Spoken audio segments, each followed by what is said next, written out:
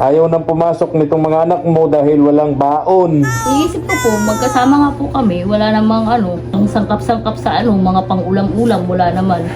Tapos, pag nangingi po sila ng merienda na pagkain, wala po akong maibibigay. Kaya po ngayon, 150 na lang yung ko. Masakit talaga yan sa isang Paano nanay. po pagkakagay ng ganyan? Nag-uusap po kaming dalawa ng anak ko, ano kaya kung papasok na tayo pang gabi?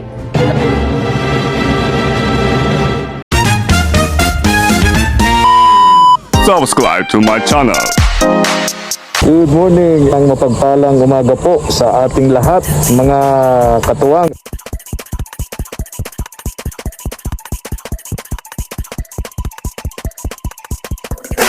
Tara po. Salamat po. Dito na tayo mga katuwang. Oh, biglang-bigla may dumaan na sa harap ko. Ayun na yung sadya natin. Oh, ayun na. Hoy! Ayun na yung sadya natin mga katuwang. Nag-message to sa akin si Ate Jinky kahapon ng hapon eh. Naawa ako mga katuwang dun sa mga anak niya. Napilitan na daw pong huminto sa pag-aaral yung kanyang mga anak, no? Dahil wala na po siyang maibigay na baon dun sa mga bata. Sapi natin. Oy, Kuya Domingo, good morning. Gandang umaga po sa inyo. Pwede na po ba akong tumuloy? Opo, Kumusta kayo? hindi po maganda. Ha? Hindi po maganda. Hindi maganda? Bakit? Eh yun nga po, wala nga pong pambago yung dalawa. Walang baon. Eh nung nakaraan po, po kami doon ng anak ko, pumunta po kami sentro. Nag-ikot-ikot po kami, wala naman po kami makita pong Ate, hiring. nakita ko yung anak mo ngayon lang, nasa lubong ko. Yung lalaki po? Oo, papunta ng sentro ng Dait. Ang bilis niyang maglakad. Oh, Nakaputing t-shirt. ala! Oo, ngayon lang. Pumunta pong sentro? Oo, malapit na sa sentro. Naglalakad siyang mag-isa, mabilis maglakad. Ala! Nung, Akala ko po nasa po siya barangay kasi kinuha niya po yung cellphone ko. nako, Dinala niya po. ano yun? Parang siya, parang naglalakad siyang walang parang may iniisip yung bata. Hindi pa po yung pag-almusal po. Oo, ngayon lang, anong oras na mag-alas 12 na? Opo. Eh, ito nga po, nagkain na nga po siya. Buti po, nakakuha kaming kamibi kahapon, tsaka yung kangkong po. Yun po yung ulam namin ngayon. Oo. Yung anak mong yun, anong pangalan nun, yung lalaki? Kyle po, Anong Kyle. grade nun? Grade 7 po. Alam ba niya pumunta ng Dait? Ng sentro? Hindi pa po nakapunta po yun. Hindi pa po siya nakapunta Saan pupunta yun? Hindi po alam. Saan pupunta yun? Iniisip ko nga, baka hindi yun. Pero naisip ko, anak yun ni Ate Jinky, yung panganay na lalaki. Ayun. Akala ko pa sa barangay siya kasi nagwa-wifi po siya doon. O, nasa lubong ko nga. Oo, paano yun? Eh, mga katuwang, yung barangay hall kasi, at Oo. papunta ng Dait. So, dumiretso siya ng Dait, Ano? ng sentro. Ano gagawin niya doon? Anong gagawin niya doon? Nakaputing t-shirt, Opo. nakapantalon, katsinelas. Hindi siya nakapantalo, no? Naka-short lang po yun. Di ko napansin. Nakaputing t-shirt, Opo. naglalakad. Katsinelas. Mabilis yung lakad niya. So, hindi na nagpasok tong dalawang anak mo sa eskwela. Hindi, nung nakaraang linggo po, nakapasok po sila. Ngayong Pero linggo lang po. kailan pa sila tumigil? Si Kyle po, nung Friday hindi po pumasok. Oo, itong batang ito. Anong grade na ito? Grade 3 po. Grade 3. Opo. Ang problema, walang baon. Ayun nga po. Baon lang ang problema. Yung Pero alam mo Ate Jinky, ang dami kong nakikita mga estudyante rito. Elementary. Mula dito sa lugar na ito, naglalakad naman sila papunta dun sa school. Kaya nilang maglakad, nalalakad naman nila. Naglalakad lang po yan. Inatid ko po yan sa school. Oo, Yung ang problema lang, baon. Yun nga po. Di naman siguro problema yon. Pang kain-kain po nila, Pagka ang bata, porsigidong mag-aral, no? Sana itinuturo natin yung Ate Jinky sa mga anak natin. Pagka ang bata, porsigidong mag-aral, matuto, no? May matutunan. Kahit walang baon, papasok. Diba? yung grade 7. Nag-almusal naman, yata. Masakay po ng tricycle po yan eh. Yung Saan ba nag-eskwela yun? Diyan po sa may Kamambugan. bugan po. Ang layo po eh, pag nilakad niya po. Yung po lang. Baka pupunta yun doon, Ang gagawin. sa eskwelahan. Hindi, wala naman pong ano ngayon, linggo po ngayon. Oo nga, eh, malay mo kung may mga tropa-tropa na yun doon. Ayun to po yung trupa niya, oh. Ha?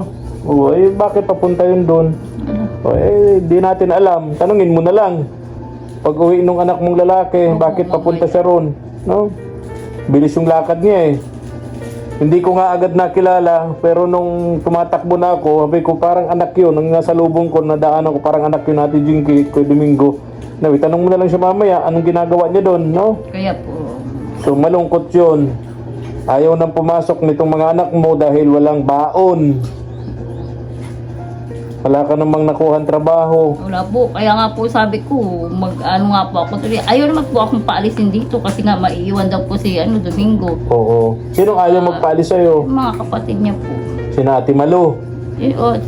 Yung mga babae pa po. Si Ate Malo nga. O diba, ayaw kang paalisin dito. Uy. Kasi iwanan mo si Kuya Domingo. Iisip ko po, magkasama nga po kami, wala namang yung inano ko eh.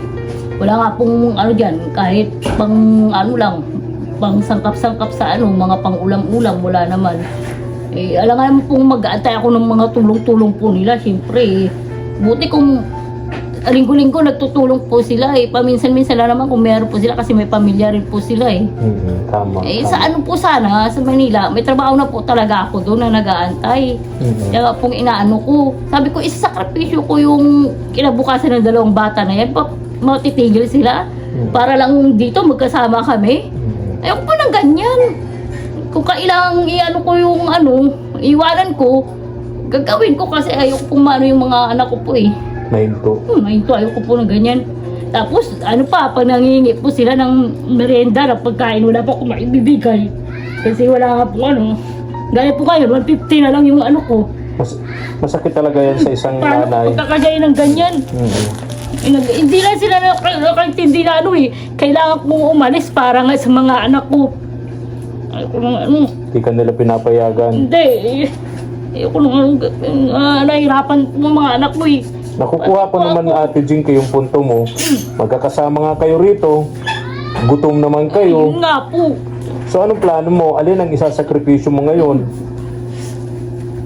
Sabi mo, Pagka dito po, wala naman po magbabatay sa kanila. Gusto ko nga po sana iuwi muna sila sa Iloilo kasi doon, ang dami pong doon, may kapatid po ako doon. Yung nanay ko, uwi rin po doon kasi may sakit po siya. Hindi ko na rin po siya maasahan sa pagtulong-tulong po sa amin dito. Kasi kailangan niya rin pong magpagaling, magpagamot. so iuwi mo yung mga anak mo. Kasi Iwan doon dito po. si Kuya Domingo. Kasi doon po, may mag-aalaga po sa kanila. Dalawang anak. Opo, tsaka Sa tatlo. kahit po, yung pang lang ng anak ko, baon ko, yung sa grade 7 ko po, kahit mga 20 na kasi may tricycle po yung kapatid ko lalaki. Eh, po siya, service po siya, balikan po. So ang problema nga natin, Ate Jinky, pwede yung sinasabi mo. Oo. Malaking kaalwanan yan sa inyong mag-ina kung makakauwi kayo ng Iloilo, no? At may pamilya ka doon na mag-aalaga dito sa mga anak mo. Dito kasi wala po eh, kasi busy rin po sila, siyempre. Dito siyempre busy rin yung mga kapatid ni Kuya Domingo. So problemahin natin ngayon si Kuya Domingo. Paano naman ito pag dumating doon sa Isa pa po Iloilo? yan po, kasi po may nagko-comment po na mga na sabi daw iiwanan. Gusto ko nga pong isama rin po siya. Wow. Siya lang po yung nag-i-insist na ayaw niya pong sumama. Gusto niya po dito lang siya. Eh, masama. Pinamasama nila ako. Naiiwanan ko daw. Oh, baka daw kasi may boyfriend ka na doon naghihintay sa Maynila. Talaga. Kuya Domingo. Hindi ko po iniisip yung mga ganyan po kabarangay. Iniisip ko po yung kinabukasan ng mga anak ko. Yan pong inaano ko. Yung Tama mga yun, tama ano. Yun, ang mabuting Yan ang nanay. mga kinasama ng loob ko po. Ganyan po yung ang mga mabuting iniisip ko nanay nila siyempre, hindi na iniisip yung pansarili. Lalo yung sa ganitong sitwasyon, unang iniisip ng mga mabubuting nanay, yung kapakanan ng mga anak nila. Kaya Tama nga yun, po, Ate Jinky. kahit po mainit po, kahit maano, tingnan nyo, kumukuha po kaming kabibe at saka kampo para lang po may May maulam po pang-ulam. kami. Oo. Pag wala kayong ulam. Oo, nangingitim na nga po kami sa kakuha dun sa ilog eh. Pansin ko nga, di ka na tatanggaping GRO niyan pagka... Kaya nga po yan po, alam niyo po. Paano ka magiging GRO niyan? Kung may... Nag-uusap po kaming dalawa ng anak ko, ano kaya kung papasok na tayo pang gabi? Sabi ko, ikaw, matatanggap ka ako. Hindi ko alam, matatanggap ako kasi mukha na akong matanda. Ang bira. Ang bira, no? Oh, sabi ni Nicole yan. Opo, Sinasuggest na sa'yo nung anak mo na pumasok na kayo sa panggabing trabaho. desperado na po kami. Isipin nyo, 150 na lang yung pera. Mapagkakasya po ba yan sa isang linggo? Asan Kahit si nga Nicole? mga mantika ka dyan, bawang sibuyas, wala ka na po. Asan si Nicole? Yan dyan po sa loob. Nicole, halika Neng. Tapos minsan, Sabi natin si Nicole. iba-iba na yung iniisip namin kahapon. Sabi nga niya, mag-ano na lang kaya tayo, mawala na lang kaya tayo sa mundo. Apat kami. Ito si Nicole, oh. Hello Neng, kumusta ka? Ay, okay lang po. Nagulat naman ako dun sa suggestion mo dito kay mama mo. Oh. Na, pambira. Oh. Papasok kayo sa panggabing trabaho. Sabi ng mama mo, maaring ikaw, oo. Pero si mama mo, tagilid na. Tagilid na. Pambira. Pero alam mo, Neng, hindi natin masisisi ang mama mo na mag-isip ng ganun kasi lalo ang mama mo naman talaga pursigido para sa inyong magkakapatid, no? Tulad ngayon, huminto na sa pag-aaral itong mga kapatid mo dahil wala na talagang pera, no? Katulad ngayon, kung hindi pala kayo maghanap ng anong tawag doon? Shell sa ilog, Wala po kaming ulam. walang ulam. So normal yun kay mama mo, kay Ate Jinky na mag-isip ng ganun, no? So hindi pa talaga matanggap dun sa trabaho, ano Neng? Hindi ba pwedeng mga ano na lang dyan para hindi na masyadong mahirap sa requirements ni Cole? Yung mga karindiri dyan sa palengke. Naghanap po mga po kami nung nakaraan po. Ha? Inikot po namin yung sintro po doon. Wala talaga? Wala po kami nakita. Pati yung mga mall nga po kasi nga, Ay sa mall, Lady, ganyan. requirements yun talaga. Yung mga sa tabi-tabi dyan, sa mga tabing kalsada, tabing... Ha? Hindi nangangailangan ng requirements yun. Pag pumunta ka doon, sabihin nun sa'yo, o bukas, pasok ka na, o kahit ngayon, pasok ka na. Di ba? Wala nang kailangan requirements yun. wala po kami na ano doon, nakita. Wala kayo nakita. Ayaw mo, Nicole, hahanapan kita, okay sa'yo yun, yung ganitong trabaho, yung ganong trabaho. Nasa tabing kalsada, kahit sa palengke, di ba? Tindero sa palengke, tindero din sa bakery, din sa damitan. Okay sa'yo yun, eh. Ang mahalaga, trabaho. Marangal, lalo marangal na trabaho, ano? Di ba, Neng? Tulungan ko kayo, hanapan ko kayo dyan. Ano, Nicole? Okay sa'yo yun? O, para si mama mo, ramdam ko ang bigat ng problemang pinagdadaanan ng mama mo. Kahapon, pag message niya sa akin, naawa ako kasi nga, talagang, dahil sa kawalan, talagang nahinto na sa pag-aaral. Yung pa naman ang ayaw mangyari ni Ate Jinky, yung mahinto sa pag-aaral, yung mga anak niya. Pero bukas po, papasok po yun. Ha? Papasok po yun bukas. Bukas, papasukin mo kahit walang kahit walang baon. Mag-ano po, yung anak po ng kapatid po ni Domingo, nagpadala po ng pambaon nila. Magkano? 500 po. O, may 500 kayo. Sumayaman kayo ngayon. Sunod. Yung pangkain-kain po nila, yung nilano ko pang-almusal po nila bago pumunta sa school. Si Nicole, anong grade mo na nga, Neng? Second year college. Second year college, so sayang nito, no? Graduating na po sana kung di tumigil. Oo. Ate Jinky, may pinagsisisihan kayo nung umuwi kayo dito? Ha? Opo, kasi dito lang po kami nahirapan ng ganito sa Manila. Kahit po na nagmungupahan kami, di man po kami nahirapan ng kasi sagana naman po sila sa pagkain doon. Kasi di ba nang mamuhat po ako, pag uwi ko po may dala po akong ulam tsaka pagkain, pinapadala po ako ng amo ko.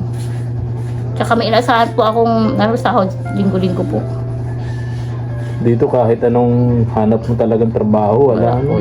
Talagang dito baka di po talaga ako dito buwan. Hindi kayo Hindi para talaga, dito. parang hindi po talaga kami dito. Parang bigat-bigat po ng pakiramdam po dito. Ang bigat ng pakiramdam mo dito. Ano kayo, Domingo? Wala po, sa tao lang po yan. Nasa tao lang daw yun. Ate Jinky, sabi ni Kuya Domingo. Inaano ko rin po yan eh. Kasi pag umaga po, sabi ko, magwaris-waris dyan at lakad-lakad. Wala po rin pong ano eh. Wala rin po siya ano sa sarili niya eh. Araw-araw po na. Daw bilang dalawa sa dalawa natin eh. Araw-araw na lang araw ko wala sitig eh. Kasaya lang, nagkalong, nagbububo lang. Huwag na kayo mag-away. Kamamaya pag alis ko. Kung ano pang mangyari. Ha?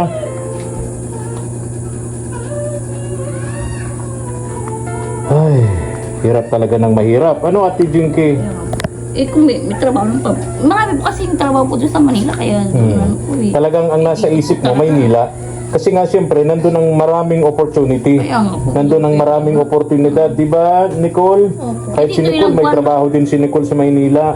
Dito ilang buwan na po kami. Wala pa rin pong ano. Wala pa rin mahanap na trabaho. Ayan.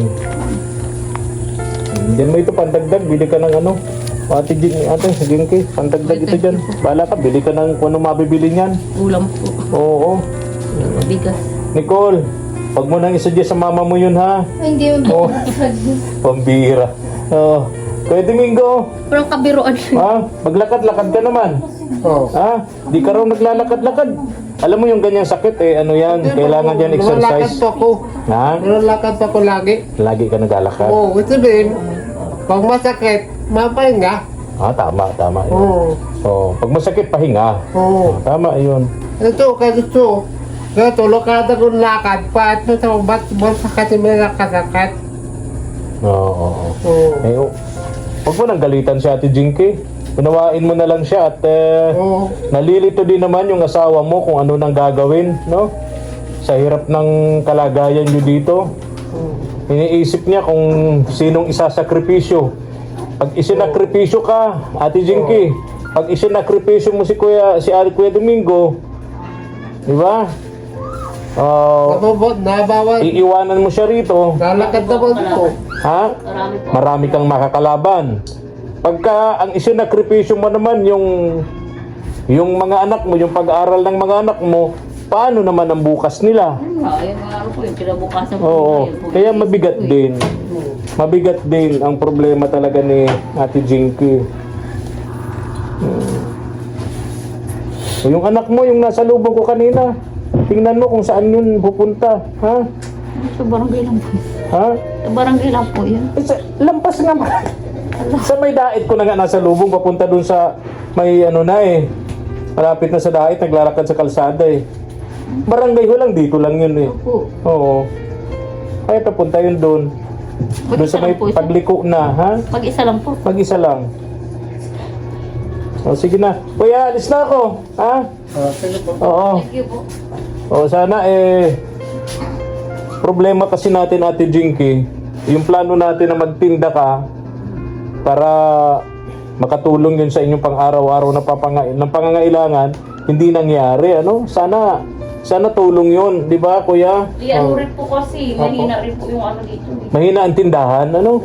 Ayun, marami nga po kaming tira nung ano yung huli namin. Pagka Tinda po. nagluto ka ng paninda, maraming hindi nauubos. Nga po, nalulugi po. Maraming tira. So, lugi. Kaya nga. Ayun. Sige na, alis na ako, Kuya Domingo, ha? Ingat kayo. Nicole. Sige na. Na? Ito, Jinky, alis na ako, ha? Naintindihan kita. Naintindihan ko. Ramdam ko yung mga ganyang pinagdadaanan mo. Kasi, siyempre, ako galing din sa mahirap na pamilya. Napakahirap, maging mahirap. No? Di ba, Ate Jinky? Mabuti na lang, maganda ka. Tinatawag lang kita. para mabawasan naman yung iyong stress. O, bye-bye na.